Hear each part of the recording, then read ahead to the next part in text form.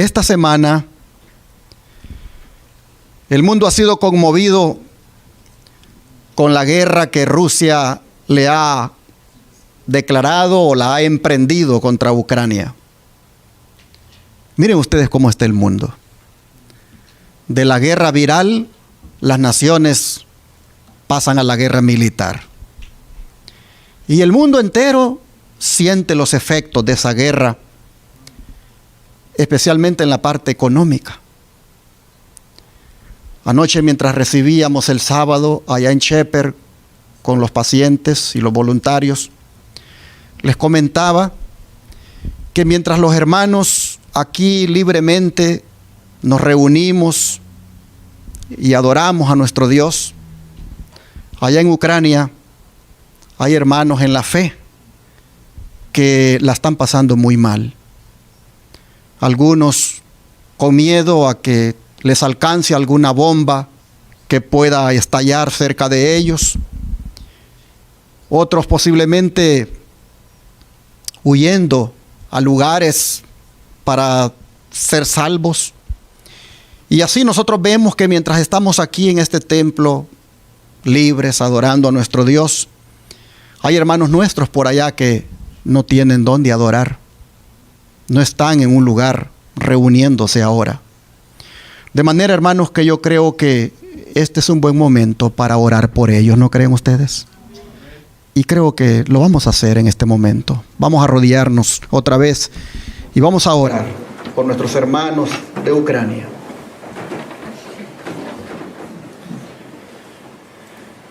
Oh Padre Celestial, volvemos a doblar las rodillas, Señor, esta vez para suplicarte por nuestros hermanos allá en ese país que está sufriendo los embates de la guerra.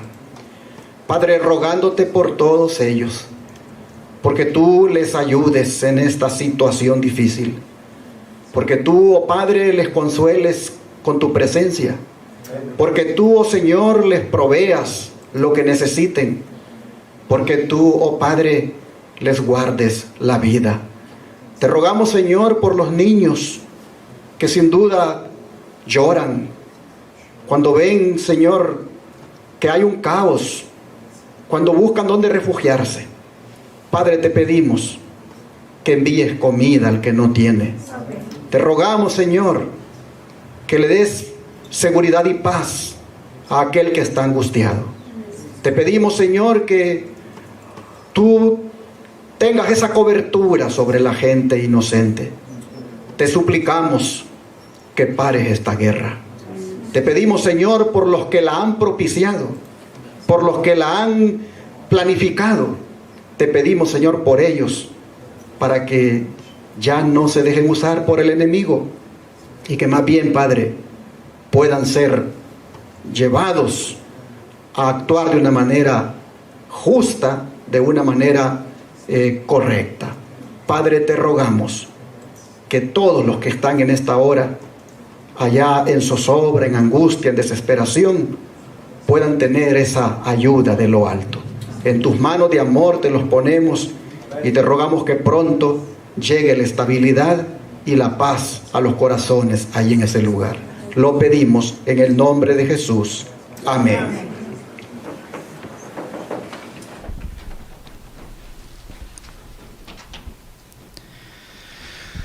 Después de haber orado,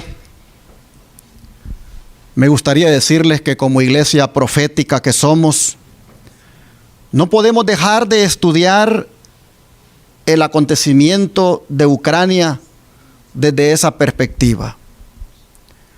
Porque una vez más, Mateo 24 se está cumpliendo delante de nuestros ojos. Leamos lo que dice allí, en el versículo 6. Mateo 24, versículo 6.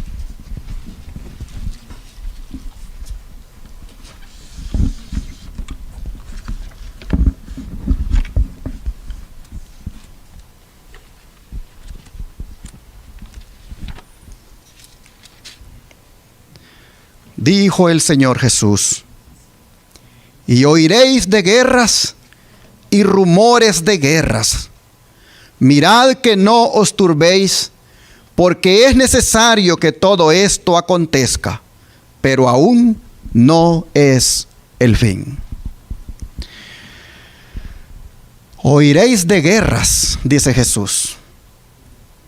Y la imagen que acompaña el título de nuestro mensaje es más que elocuente.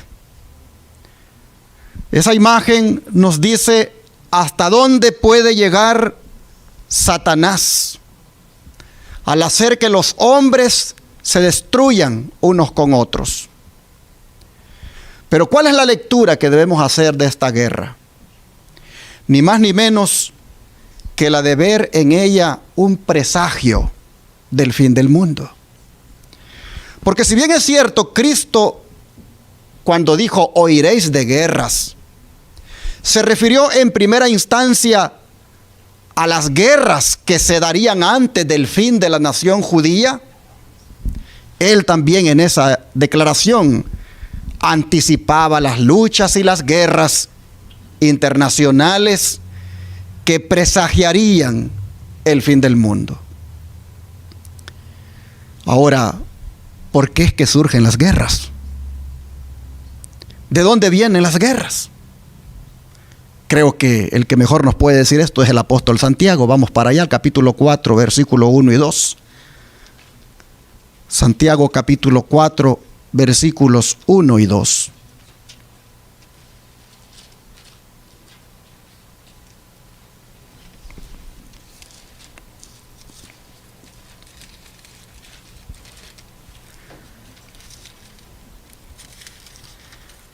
Y aquí la Escritura dice: ¿de dónde vienen las guerras y los pleitos entre vosotros?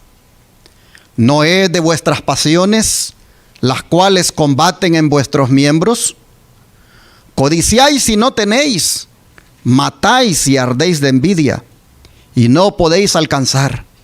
Combatís y lucháis, pero no tenéis lo que deseáis, porque no pedís.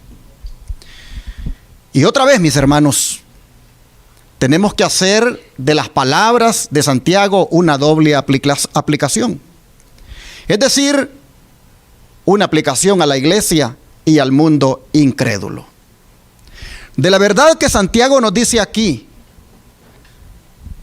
en cuanto a por qué hay conflictos en la iglesia, porque está hablando de la iglesia, nosotros debemos concluir que si eso se da con algunos en la iglesia, peor se da con el mundo incrédulo.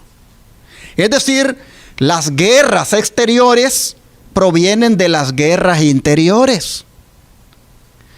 Esta es la verdad que Santiago quiere que nosotros entendamos. Santiago está diciendo acá que cuando el egoísmo predomina en el ser humano, no hay un fin para las rivalidades y las luchas. Porque cada uno ve en el otro un obstáculo para la satisfacción de sus propios deseos, hasta llegar, si es posible, a matar para conseguirlos. Interesante cómo cuando se hace un análisis de lo que había antes de que Rusia le declarara la guerra a Ucrania, uno encuentra ahí que es el egoísmo del hombre, es la codicia del ser humano, la que finalmente le mueve a ver en el otro un obstáculo para alcanzar su propósito y llega a ese nivel de agresión. Ahora, llama la atención que debido al impacto emocional que la guerra causa, Jesús dice: miren qué cosa, que no se turben. Mirad, dice, que no os turbéis. Es decir, no os alarméis. Porque nosotros aquí escuchamos hablar de la guerra, pero no tenemos la alarma que tienen nuestros hermanos allá. Su servidor, que estuvo en medio de los enfrentamientos allá en mi país cuando se dio la guerra, sabe lo que es sentir que los Los balazos en cualquier momento pueden penetrar las paredes y pueden tocarle. Yo sé lo que es salir huyendo de un lugar a otro, a dormir a otro lugar, porque esa noche puede haber un enfrentamiento. Entonces uno vive alarmado. Jesús dice, mirad que no os turbéis, es decir, no os alarméis. Porque nuestra fragilidad humana, eso es lo primero que hacemos, alarmarnos. Las secuelas de la guerra finalmente alcanzan en todas partes, a través de la destrucción, a través de los problemas económicos, a través de la escasez y el hambre. Finalmente se sienten en todos lugares esos efectos. ¿Y por qué Jesús dice, mirad que no os turbéis? ¿Por qué Él dice, mirad que no os alarméis? Porque, hermanos y hermanas, no se nos olvide aquella palabra que Él mismo dice, no tengáis miedo, porque yo estoy con vosotros. Tampoco se nos debe olvidar, hermanos y hermanas, aquella palabra que dijo el profeta Eliseo, no tengáis miedo, porque más son los que están con nosotros que los que están con ellos. ¿Cuántos se acuerdan de esas palabras? Vamos a leerlas, ¿qué les parece? Segundo de Reyes, capítulo 6, versículo 15 al 17. Segundo de Reyes, capítulo 6, versículo 15 al 17.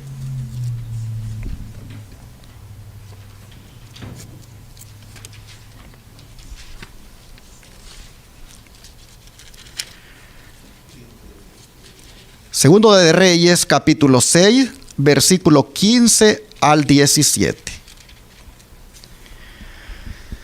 Y la escritura dice, y se levantó de mañana, y salió el que servía al varón de Dios. Y he aquí el ejército que tenía sitiada la ciudad con gente de a caballo y carros. Entonces su criado le dijo, ah, señor mío, ¿qué haremos? Él le dijo, no tengas miedo, porque más son los que están con nosotros que los que están con ellos. Y oró Eliseo y dijo, te ruego, oh Jehová, que abra sus ojos para que vea. Entonces Jehová abrió los ojos del criado y miró, y he aquí que el monte estaba lleno de gente de a caballo y de carros de fuego alrededor de Eliseo. Ah, hermanos y hermanas, qué palabras más hermosas las que Eliseo le da al sirviente. Más son, le dice, ¿qué cosa? Los que están con nosotros. Y qué reconfortante ha de haber sido para el sirviente escuchar aquello. Hermanos y hermanas, el Hijo de Dios debe tener siempre fresco esto en su mente, que cuando los enemigos le rodean, él debe estar seguro que más son los que están con él que contra él. En otras palabras, mis hermanos, la compañía de los ángeles siempre están de nuestro lado. Cuando los ejércitos, en este caso de Sennacherib, habían rodeado la ciudad de Jerusalén, exigiendo su rendición, aquí nosotros vemos que el mensaje es, no temáis, más son los que están con nosotros. Y esto es reiterado en Segunda Crónica. Vean ustedes capítulo 32, versículos 7 y 8. Segunda Crónicas, capítulo 32, versículos 7 y 8.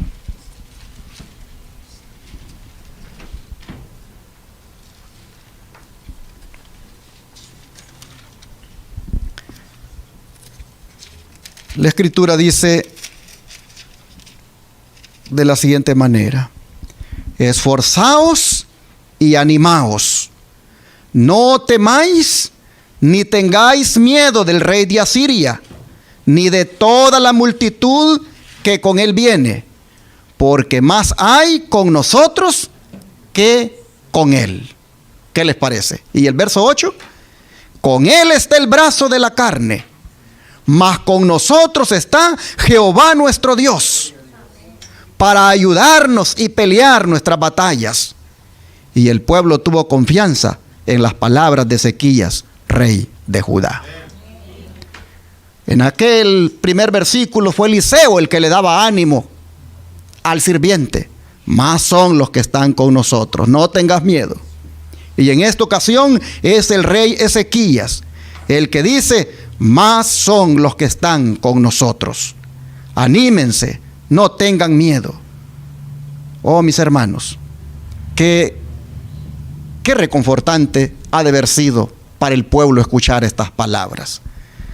Esto nos debe a nosotros hacer entender qué quiso decir Jesús entonces cuando dijo en el contexto de la guerra, pero no os turbéis.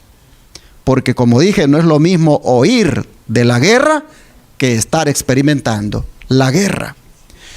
Aquí nosotros encontramos en estas palabras que el más débil hijo de Dios, aparentemente solo y olvidado en la tierra, nunca necesita tener miedo de fuerza alguna.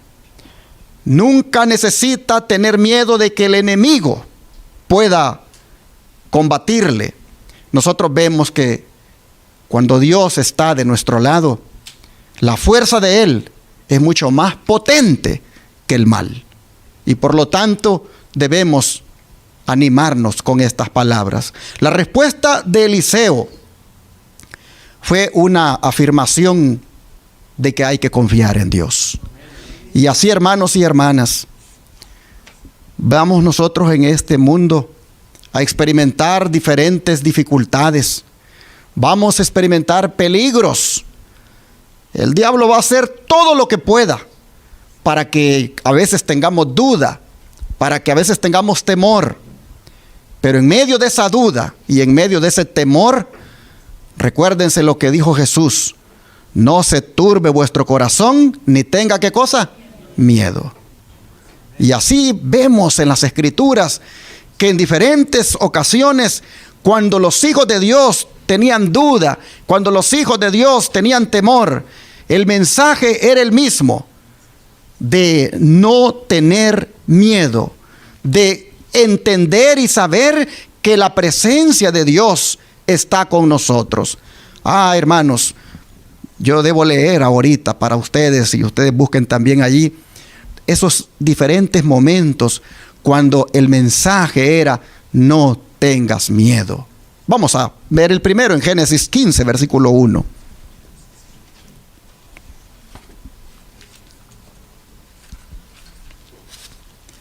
Génesis 15, versículo 1.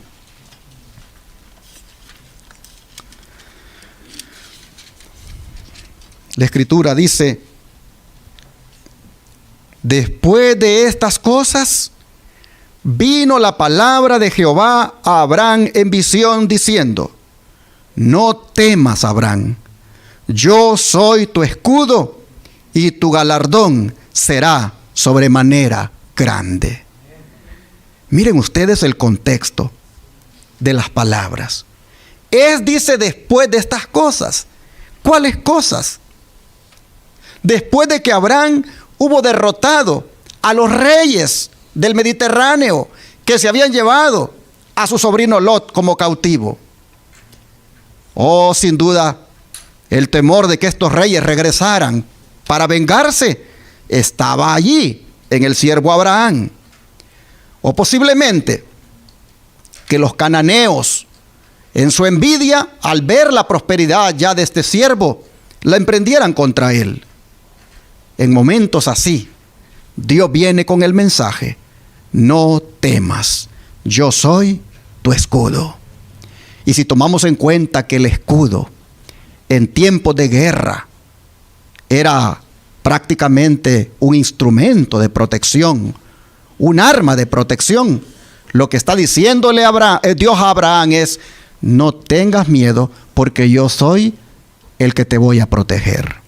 Así nosotros vemos, hermanos, que Dios aparece con un mensaje de ánimo y de esperanza en medio de la duda, en medio de la dificultad.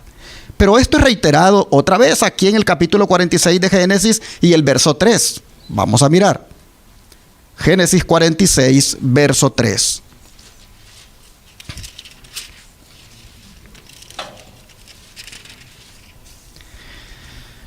Y la escritura dice: y dijo: yo soy Dios, el Dios de tu padre.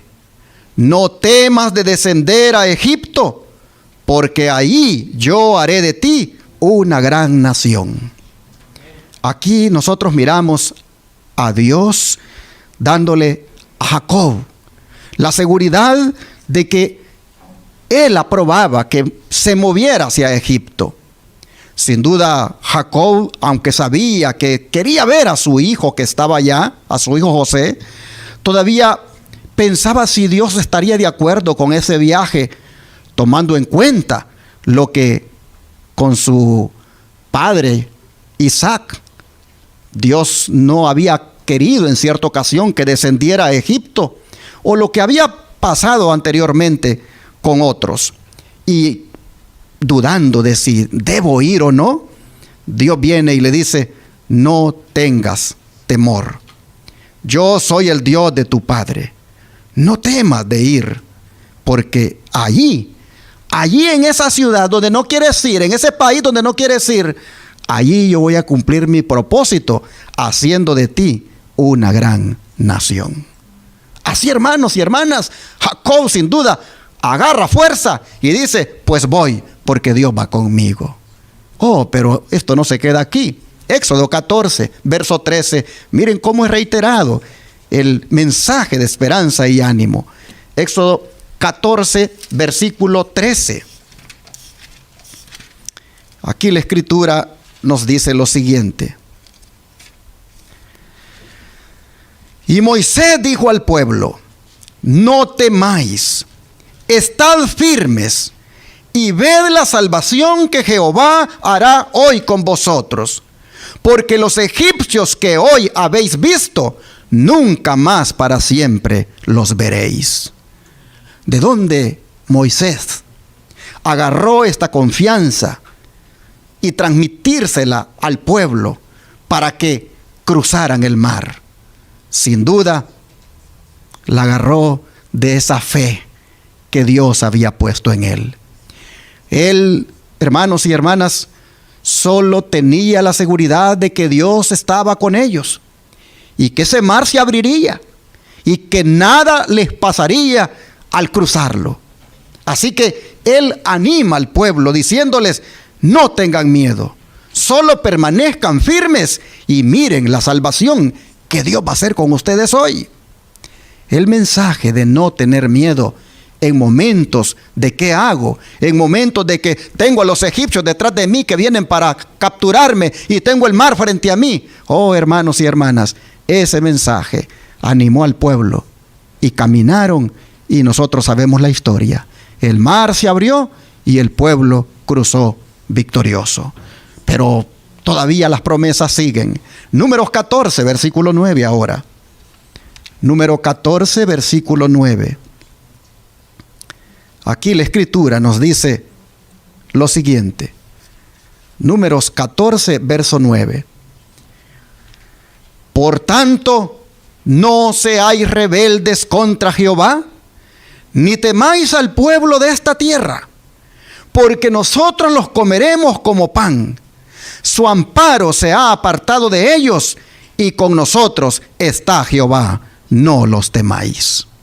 Así hablaron Josué y Caleb al pueblo cuando dudaban de si pasaban a las tierras de los cananeos o no. Cuando el informe de 10 espías llenos de, de cobardía, venían y desanimaban al pueblo, aparecen estos hombres para decirles que no tengan temor, que avancen, que Jehová está con ellos, que hay un amparo, y eso es suficiente. Y el amparo es la presencia de Dios. Hermanos y hermanas, como nosotros vemos reiteradamente en las Escrituras las palabras de Jesús cuando dice: no os turbéis, no os alarméis. ¿Por qué? Por todo esto. Porque si Dios está, ¿qué cosa? ¿Con nosotros? ¿Quién? Contra nosotros. Y si Josué y Caleb hacen esto, hermanos, miren ustedes lo que sucede aquí en Deuteronomio 1:21. ¿Qué dice Moisés aquí? Deuteronomio 1, verso 21. Dice este siervo lo siguiente: mira, Jehová tu Dios te ha entregado la tierra. Sube y toma posesión de ella, como Jehová el Dios de tus padres te ha dicho. No temas ni desmayes. ¿Por qué no hay que temer? ¿Por qué no hay que desmayar? Porque Dios ha empeñado su palabra. Porque Dios lo ha dicho. Dios ha hablado. Y Él es Jehová, el Dios de nuestros padres. Así que por eso no hay que temer y por lo tanto hay que tomar posesión de la tierra. Así vemos que el pueblo era animado a que llegara a la tierra prometida, a que no se perdiera la bendición que le esperaba allá muy pronto. Vamos a mirar ahora, porque esto sigue siendo reiterado en Isaías 43, verso 1. Isaías 43, verso 1.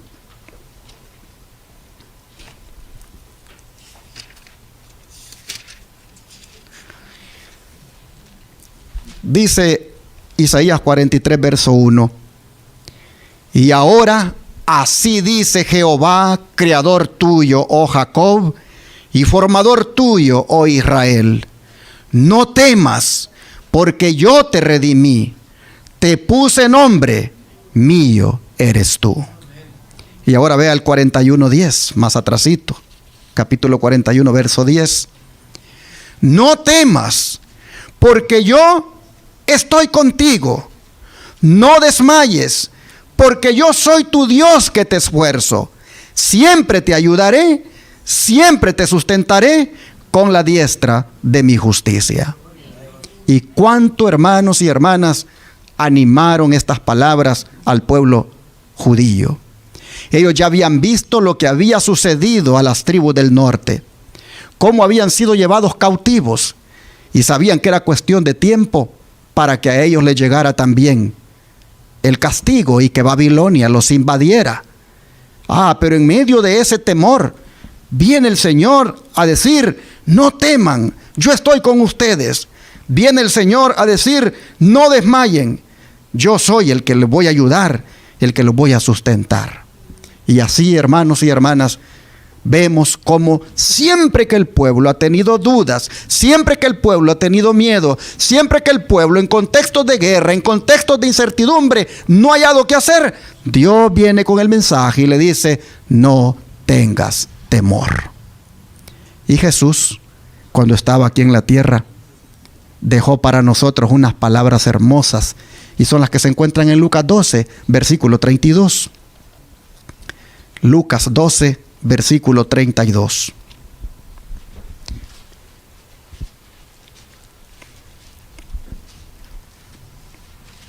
Y la palabra dice: no temáis, manada pequeña, porque a vuestro Padre le ha placido daros ¿qué cosa? El reino. No temáis, manada pequeña. Y el contexto de este mensaje de ánimo es en el contexto de los afanes de esta vida, en el contexto de las preocupaciones, en el contexto de que ¿qué voy a comer? ¿Qué me voy a vestir? ¿Qué del futuro? ¿Qué va a pasar? En ese contexto de afanes, el Señor viene y dice: manada pequeña, no tengan miedo, si a mi Padre le ha placido daros el reino, y si tienen el reino, lo tienen todo. Así, hermanos y hermanas, nosotros vemos como cuando Jesús dijo, oiréis de guerras y rumores de guerras, pero no os turbéis, estaba diciendo, no tengan miedo. ¿Por qué?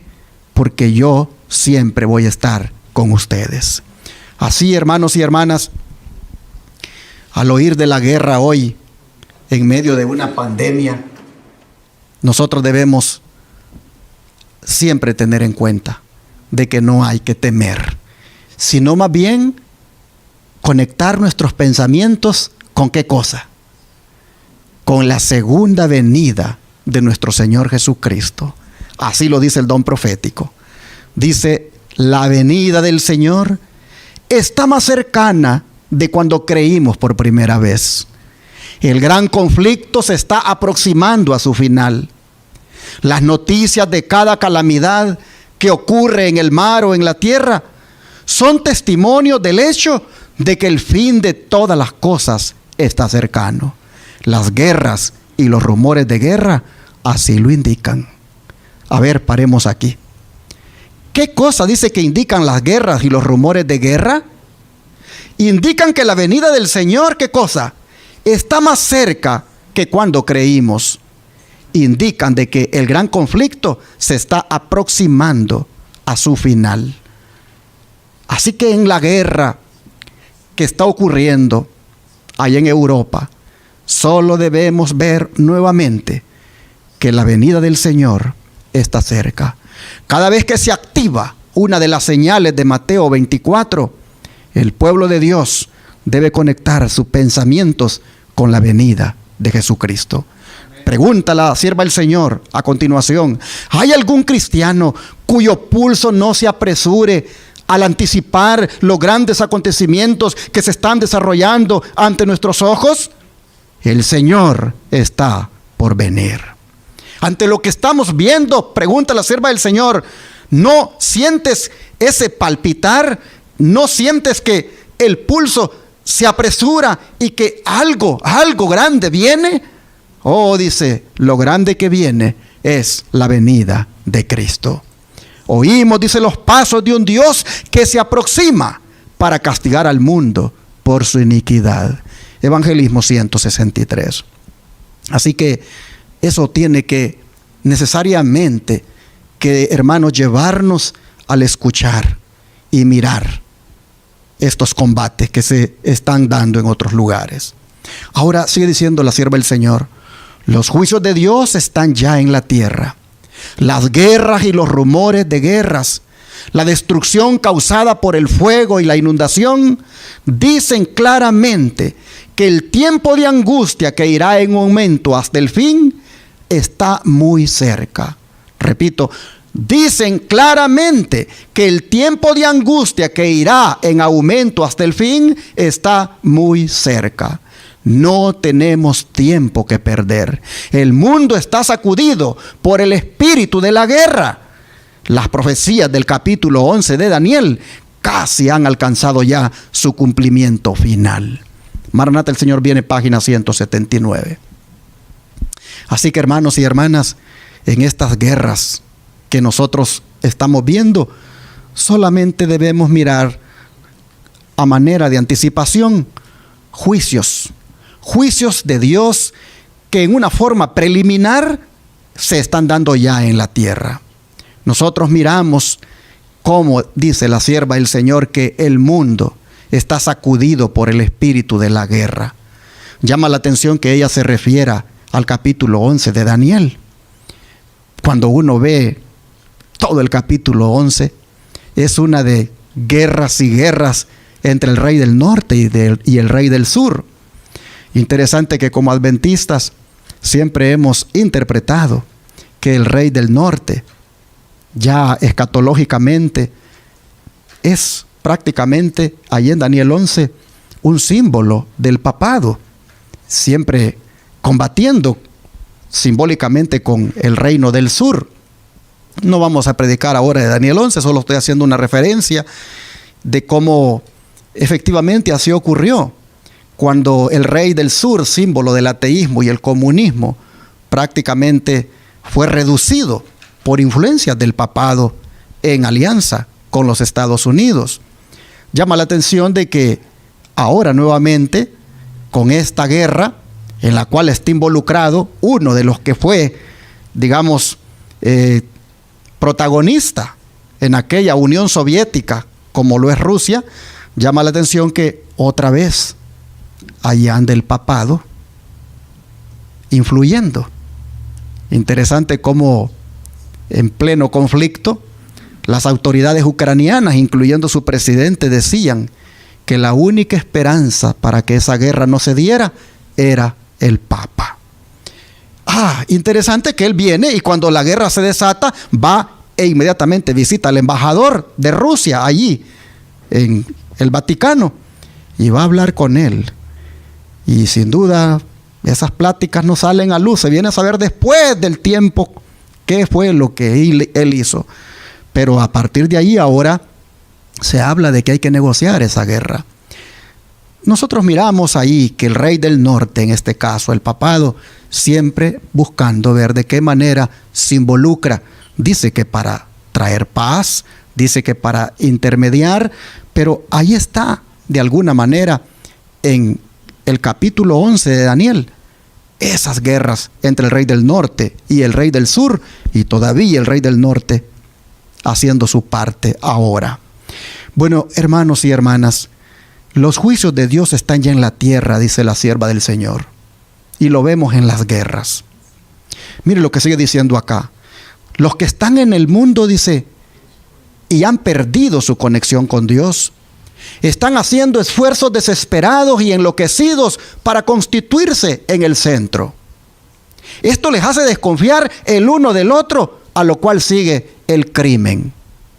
¿Y cómo? Cuando uno lee esto, dice, exactamente.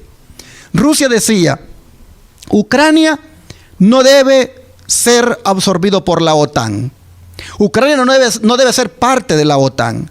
Porque Ucrania, decía el presidente de Rusia, ellos son nuestros hermanos. Y ellos deben ser un territorio neutral.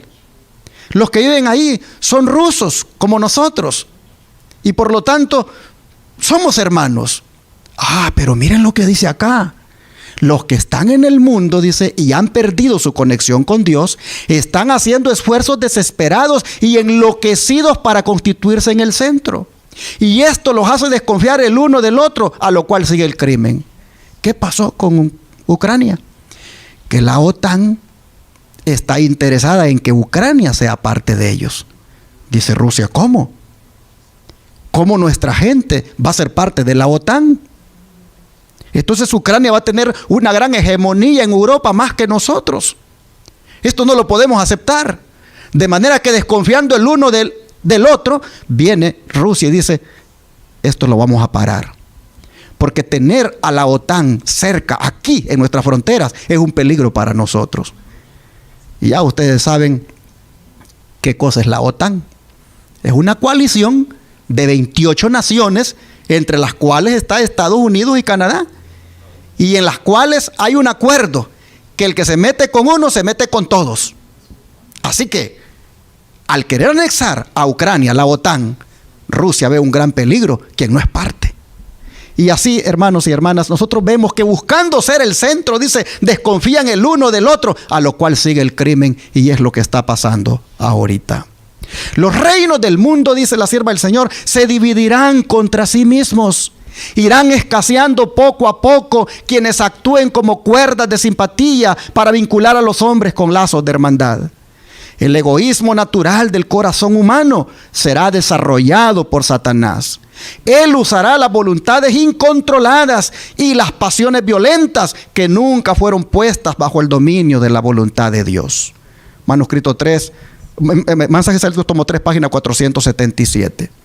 Así, hermanos y hermanas, vemos nosotros que la sierva del Señor dice con claridad lo que está sucediendo allí con esas naciones. Así que yo creo que con todo lo que está pasando, nosotros, hermanos, lo que tenemos que hacer es estar alertas. Alertas porque de allí el enemigo tiene otro evento más, buscando poner en zozobra a los hijos de Dios. Miren esta declaración. Pruebas terribles esperan al pueblo de Dios. El espíritu de guerra agita a las naciones desde un cabo de la tierra hasta el otro. Mas a través del tiempo de angustia que se avecina, un tiempo de angustia como no lo hubo desde que existe nación, el pueblo de Dios permanecerá inconmovible. Satanás y su ejército no podrán destruirlo, porque ángeles poderosos lo protegerán. Consejos para la Iglesia, página 70. ¿Por qué debemos estar alerta, hermanos? ¿Por qué? Porque el espíritu de la guerra agita a las naciones para irnos acercando a ese gran tiempo de angustia. Ese tiempo de angustia que no ha habido otro como él, en el cual el pueblo de Dios desde ya se nos dice, va a ser salvaguardado por él, por nuestro Padre Celestial. El pueblo de Dios, dice, permanecerá inconmovible. Nosotros sabemos que Satanás solo está preparando el escenario para hacer una persecución contra el pueblo de Dios. Él tiene un plan de destruir al pueblo de Dios, pero dice claramente que ángeles poderosos van a proteger al pueblo de Dios. Cuando veo esta guerra entre Rusia y Ucrania, yo le decía a mi esposa, yo miro, le digo que esos 4 ángeles que están deteniendo los 4 vientos, de los cuales habla Apocalipsis 7, yo le digo, yo veo como que si los ángeles solo soltaran con un dedo, como que solo movieran un dedo, como que ellos están deteniendo los 4 vientos, pero sueltan un dedo, y apenas sueltan un dedo, y aquí le digo, el diablo hace que se destruya la raza humana. Así nosotros miramos que de a poquito, hermanos, los ángeles van a ir soltando los vientos hasta que finalmente los soltarán completamente, y ya nosotros podemos imaginarnos a dónde va a terminar todo esto. Pero dice que ángeles poderosos van a proteger a los hijos de Dios. ¿Cómo no los van a proteger si cuando esa situación llegue tan a ser difícil, ahí dice que Miguel se va a levantar? Cuando venga, hermanos, esa persecución terrible contra el pueblo de Dios, Apocalipsis 12:1, ya lo hemos leído, pero leámoslo nuevamente, se va a cumplir. Perdón, Daniel 12:1. Daniel 12:1.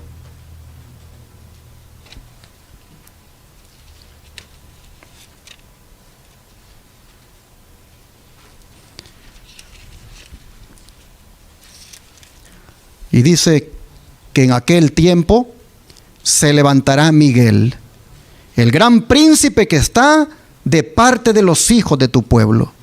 Y será tiempo de angustia cual nunca fue desde que hubo gente hasta entonces. Pero en aquel tiempo será libertado tu pueblo, todos los que se hayan escritos en el libro.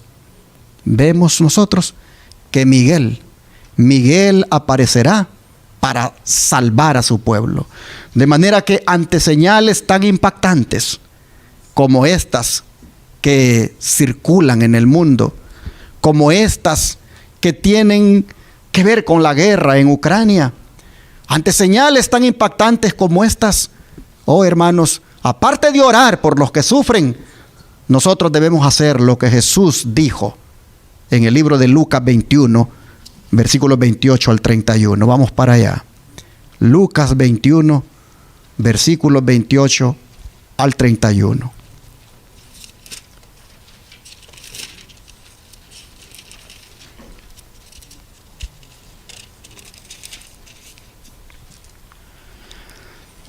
Dice la palabra del Señor: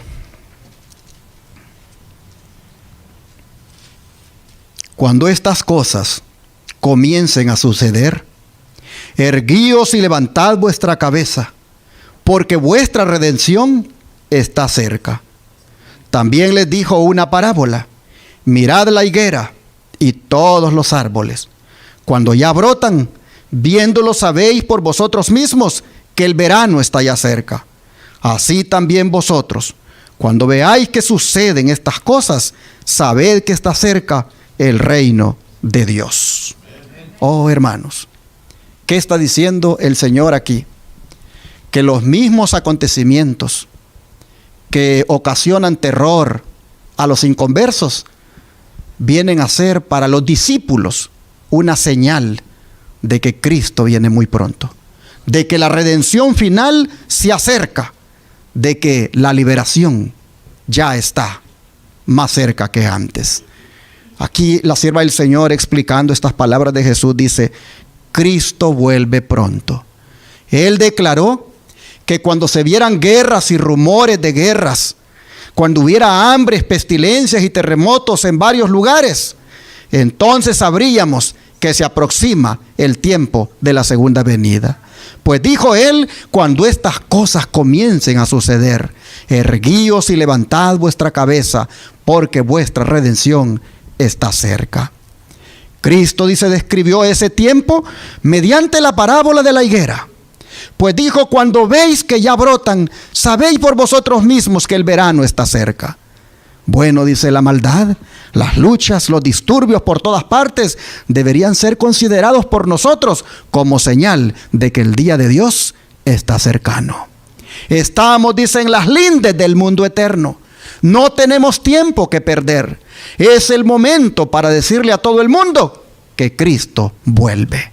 Alertemos a la gente al visitarla en sus hogares, hablando y orando con ellos personalmente.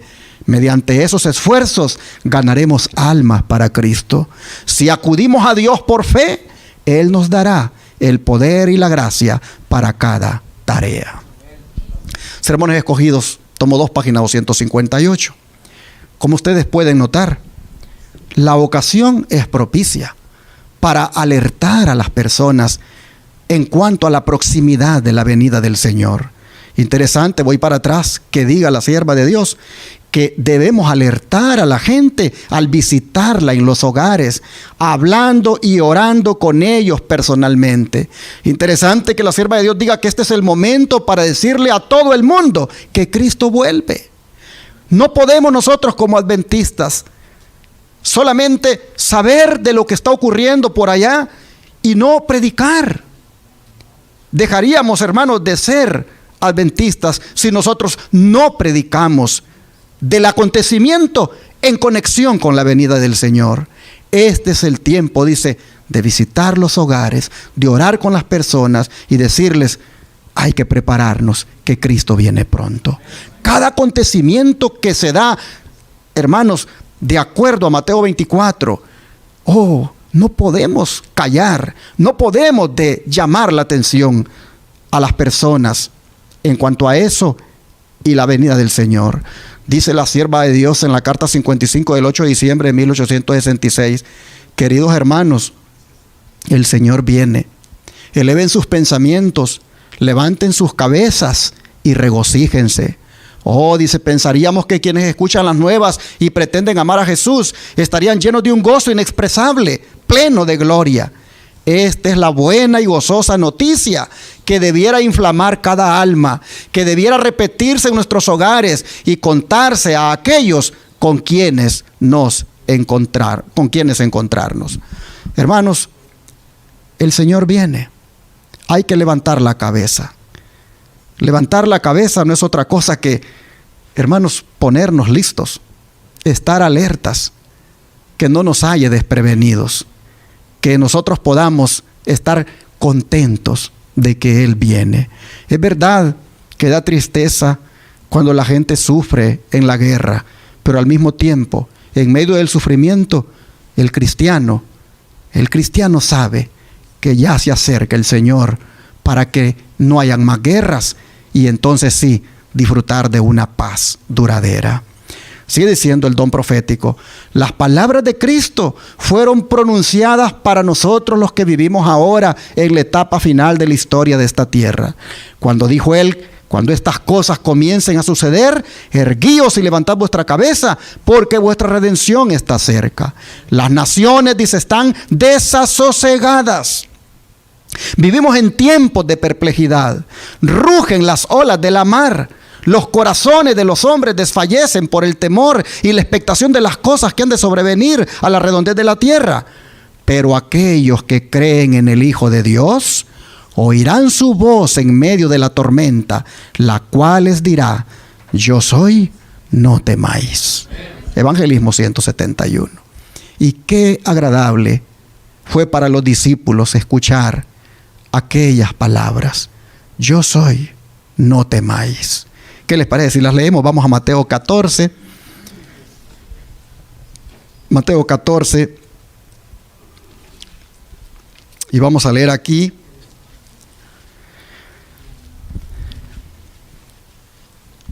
el versículo 24 en adelante, hasta el 27. Dice: y ya la barca estaba en medio del mar, azotada por las olas, porque el viento era contrario. Mas a la cuarta vigilia de la noche, Jesús vino a ellos andando sobre el mar. Y los discípulos, viéndole andar sobre el mar, se turbaron diciendo: un fantasma, y dieron voces de miedo. Pero enseguida Jesús les habló diciendo: tened ánimo, yo soy, no temáis. Hermanos y hermanas, en el idioma original griego lo que está diciéndoles es: tengan coraje, yo soy, y dejen de tener miedo. Este es, hermanos, todavía el mensaje de Cristo para nosotros hoy, en medio de este mundo tormentoso en el que nos ha tocado vivir. En este tiempo, hermanos, cuando todo es contra nosotros, las palabras de Jesús son: tengan ánimo, yo soy, no temáis. Hermanos, las palabras de Jesús fueron dichas cuando el viento, dice, les era contrario. Cuando la vida era una lucha a muerte ahí en el mar. Ahí Jesús estaba para ayudarlos. Cuando la situación parecía irremediable, ahí estaba Jesús para ayudar y salvar. Así nosotros también, hermanos y hermanas, en la vida tenemos que arrostrar vientos contrarios muchas veces. A veces también nosotros nos encontramos entre la espada y la pared, y la vida como que fuera una lucha desesperada con nosotros mismos, con las circunstancias, con las tentaciones, con el dolor y con las decisiones difíciles que hay que tomar. Pero en tales casos no debemos pelear nosotros solos, porque Jesús acude a través de las tormentas con su brazo poderoso para darnos auxilio, para salvarnos. Y con esa voz clara y tranquila, Él nos vuelve a animar y nos dice: no tengan miedo, yo estoy a su lado, no teman. ¿Por qué Él dice que no tengamos miedo? Porque Él tiene el control de los eventos finales. Aún de las naciones que se levantan unas con otras, hermanos y hermanas, aún de esas naciones Dios tiene el control. Me llamó la atención,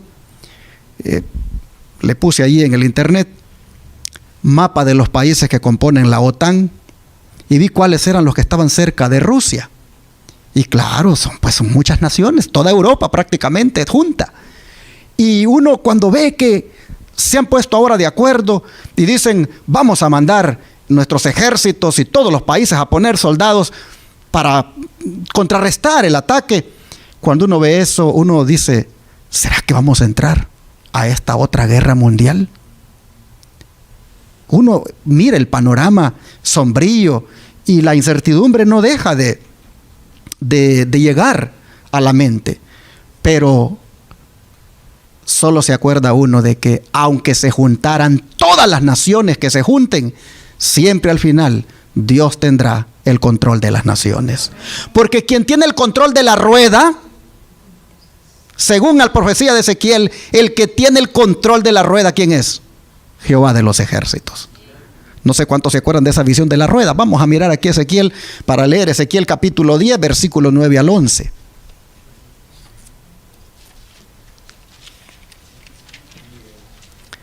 Ezequiel capítulo 10, versículo 9 al 11.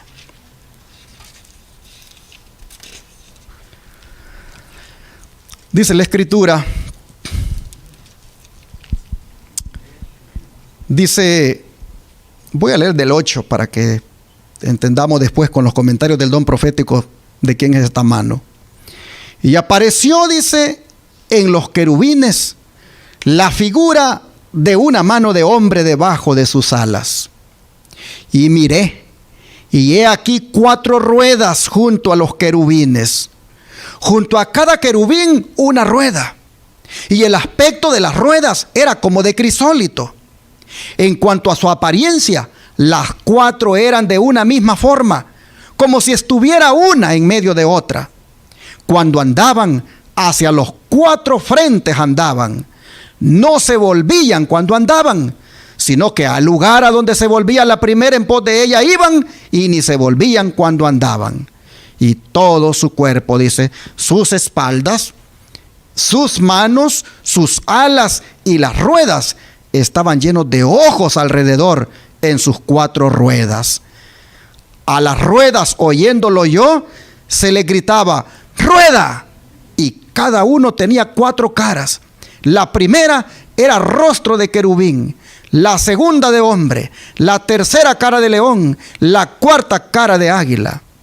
Hermanos y hermanas, el pasaje es largo y lo voy a dejar acá, pero qué interesante que las ruedas no chocan las unas con las otras y hay un orden, hay un control en ellas que van para adelante, no para atrás, y se mueven con una simetría bien hermosa. Ahora dice el don profético, ¿qué significa esto de las ruedas? ¿Y quién es el que las mueve? Dice que esto tiene que ver con las naciones. Y por eso dije, cuando vi cuántos países componen la OTAN y veo la amenaza de una guerra declarada de tantas naciones, ahí me da tranquilidad de que pase lo que pase, Dios tiene el control. Dice, aunque las naciones rechazaron los principios divinos y con ello labraron su propia ruina, un propósito divino predominante ha estado obrando manifiestamente a través de los siglos.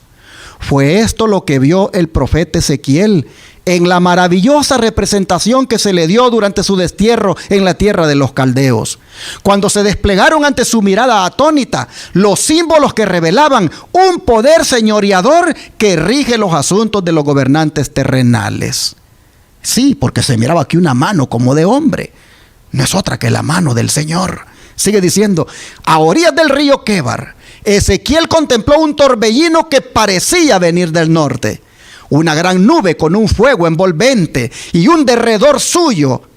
Y en derredor suyo un resplandor y en medio del fuego una cosa que parecía como de ámbar. Cierto número de ruedas entrelazadas unas con otras eran movidas por 4 seres vivientes. Muy alto por encima de estos se veía la figura de un trono que parecía de piedra de zafiro. Y sobre la figura del trono había una semejanza que parecía de hombre sentado sobre él.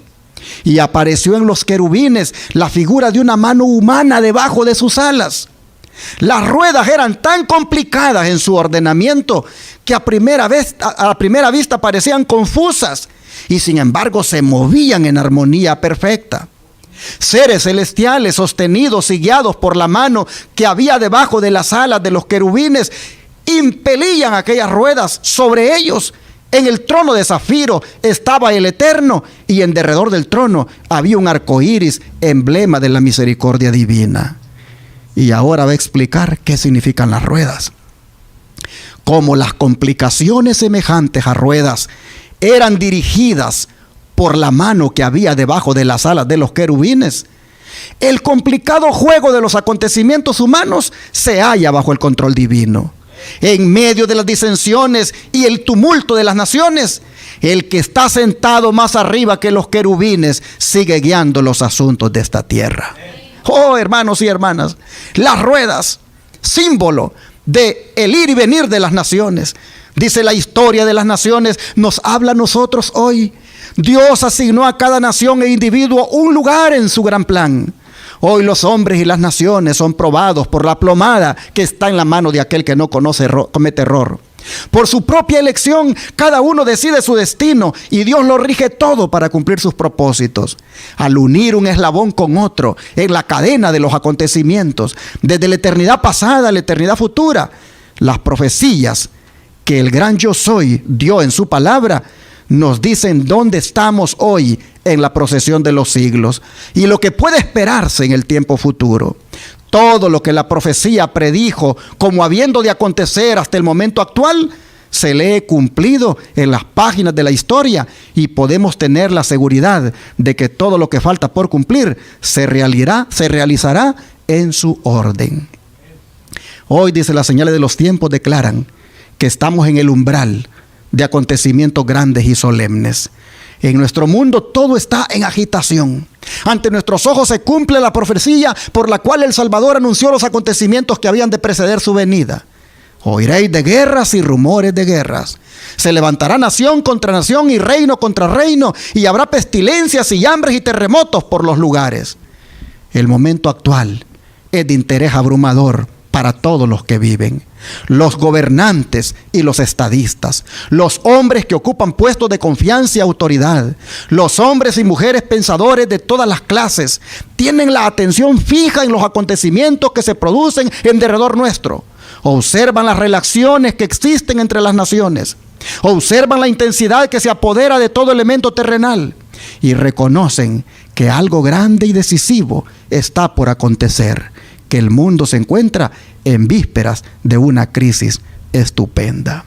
Y sí, porque los presidentes de aquellas naciones que no son desarrolladas, de aquellas naciones pobres que no se meten en esas guerras, se quedan a la expectativa cuando ven cómo ahora la gasolina llega a sus países a precios elevadísimos, cómo comienzan a escasear los productos porque las cadenas de distribución de alimentos son cortadas. La guerra es la culpable. A la guerra le atribuyen todo el caos mundial. Hay presidentes que están a la expectativa de que una crisis estupenda le espera a este mundo. Estamos leyendo en Profetas y Reyes, en la página 393 empezamos y seguimos en la 394, pero concluimos aquí, cuando dice que la Biblia, y tan solo la Biblia, presenta una visión correcta de estas cosas. En ella se revelan las grandes escenas finales de la historia de nuestro mundo, acontecimientos que ya se anuncian y cuya aproximación hace temblar la tierra y desfallecer de temor los corazones de los hombres. De manera, mis hermanos y hermanas, que aunque la guerra sea creciente o se pare, finalmente las ruedas las dirige el Señor. La rueda de las naciones, hacia donde las naciones llegan, está limitado. Eso nos debe dar a nosotros la certeza y la confianza de que Dios tendrá una salida para cada uno de nosotros. Entonces, ya para ir finalizando, déjenme hacer una analogía de la guerra con otra guerra mundial en la cual usted y yo estamos involucrados. Y es la que menciona Pablo en el libro de Efesios capítulo 6, versículo 12. Efesios capítulo 6, versículo 12. Y el apóstol Pablo dice, 6:12, dice el apóstol, porque no tenemos lucha contra sangre y carne, sino contra principados, contra potestades, contra los gobernadores de las tinieblas de este siglo, contra huestes espirituales de maldad en las regiones celestes. Por tanto, dice el 13, tomen toda la armadura de Dios para que puedan resistir en el día malo y, habiendo acabado todo, estar firmes. Versículo 14 dice, estén pues firmes, ceñidos vuestros lomos con la verdad y vestidos con la coraza de justicia y calzados los pies con el apresto del evangelio de la paz. Sobre todo, tomen el escudo de la fe para que puedan apagar todos los dardos del fuego del maligno, y tomen el yelmo de la salvación y la espada del Espíritu, que es la palabra de Dios, orando en todo tiempo con toda oración y súplica en el Espíritu, y velando en ello con toda perseverancia y súplica por todos los santos. Oh, hermanos y hermanas, aquí nosotros vemos que la guerra mundial en la cual estamos involucrados no es con seres humanos, sino que es, dice, contra espíritus y poderes muy superiores a los hombres en inteligencia y pervertida astucia.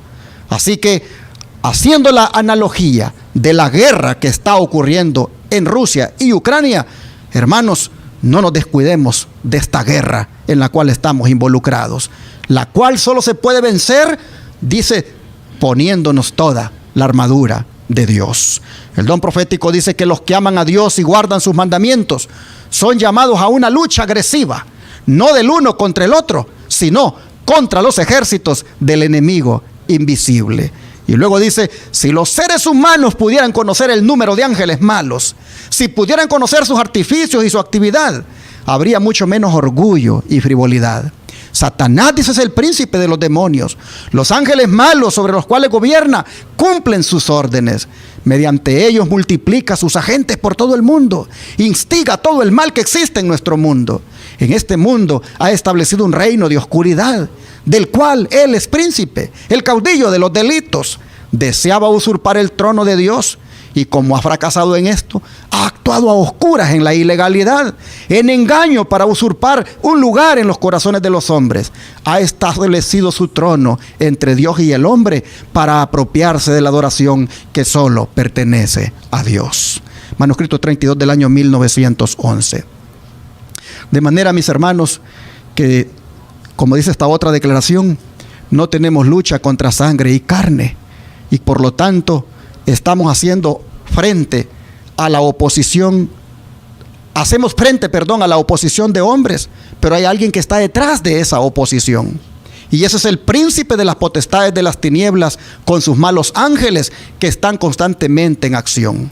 Necesitamos tener en cuenta todos nosotros que nuestra guerra es contra principados, contra potestades, contra los gobernadores de las tinieblas de este siglo. ¿Quién es el que está rigiendo el mundo hoy día? ¿Y quiénes son los que han elegido estar bajo el estandarte del príncipe de las tinieblas? Sí, es casi todo el mundo. Manuscrito 1, 1890. De manera que, para concluir este mensaje, yo creo, hermanos, que lo que nos toca a nosotros ahora es prácticamente hacer lo que dijo Jesús en Mateo 24, versículo 42 al 44. Y en el contexto de la guerra, creo que vale la pena tomar en cuenta estas palabras. Mateo 24, versículo 42 al 44, dice: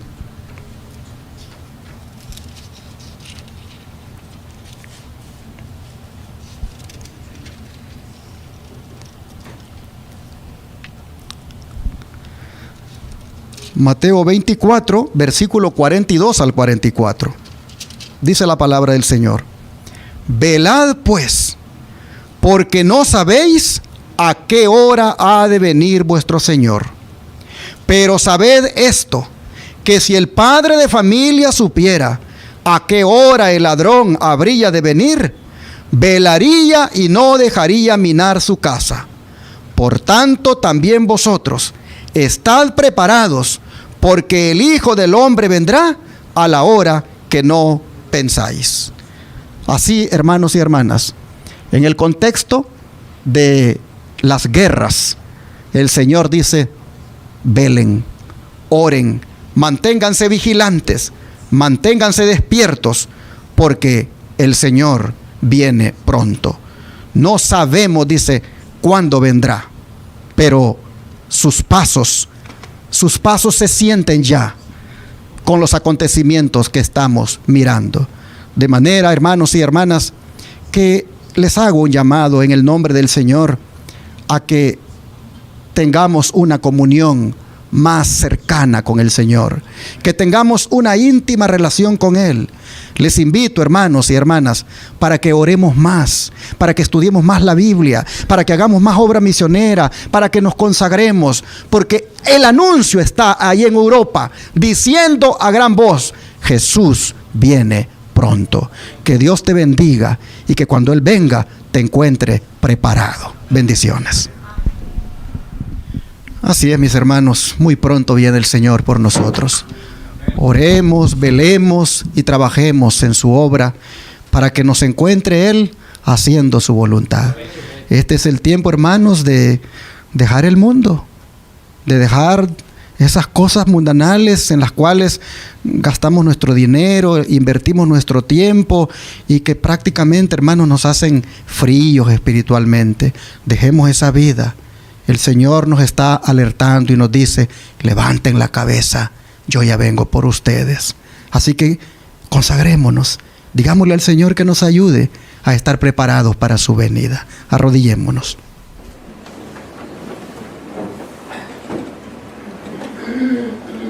Amado Dios y Padre, nosotros hemos hecho aquí esta exhortación al pueblo a prepararse para tu venida, tomando en cuenta la señal tan notoria que estamos viendo en estos días, como lo es esta guerra.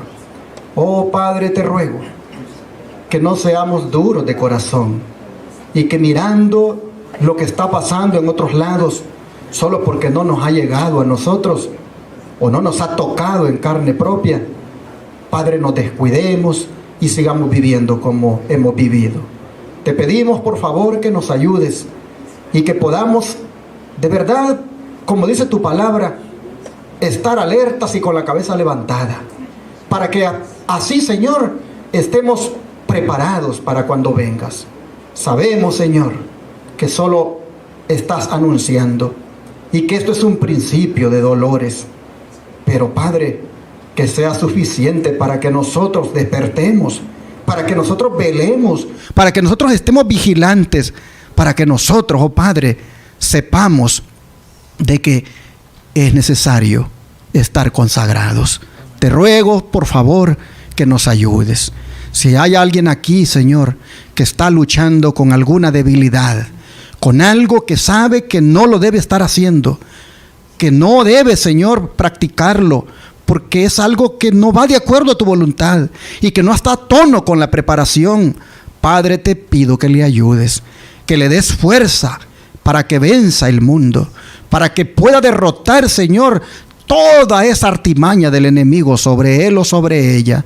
Te pido, Dios, que todos aquí, los que por alguna razón nos hemos descuidado de orar más, de estudiar más, de consagrarnos más, Señor, que esto que estamos viendo sea suficiente para que ya de verdad incrementemos nuestra vida de oración, para que ya de verdad estudiemos más y dejemos el pecado. Señor, te rogamos que cuando vengas en las nubes de los cielos, ninguno de nosotros se vaya a perder. Que estemos tan listos que levantemos los brazos y te demos la bienvenida. Gracias, Señor, por exhortarnos. Gracias por llamarnos a la preparación. Te lo agradecemos en el nombre de Jesús. Amén.